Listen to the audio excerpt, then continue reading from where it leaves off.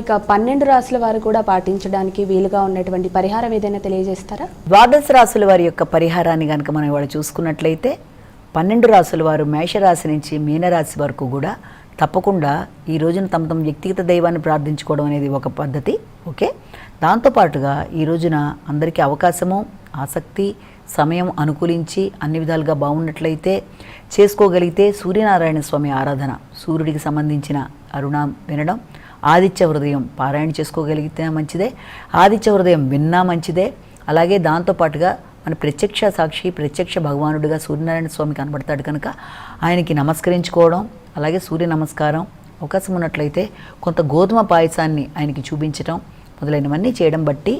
ఆరోగ్యపరంగా, అభివృద్ధికరంగా ముందుకు వెళ్ళడానికి ఆస్కారం ఉంది. అలాగే ఇప్పటిదాకా చెప్పుకున్న రాశి ఫలితాలని కేవలం ఒక వ్యక్తిని ఉద్దేశించి చెప్పలేదు కనుక అన్నీ తమకే వర్తిస్తాయని అనుకోకుండా ప్రతి వ్యక్తి తమ వ్యక్తిగత జాతకాలను చూసుకుంటూ దాని పరంగా ఏర్పడుతున్న దశలో అంతర్దశల్లో ఉండే సమస్యల పరంగా ఇప్పటిదాకా మీరు ఏదైనా పరిహారాలు పాటించుకుంటున్నప్పటికీ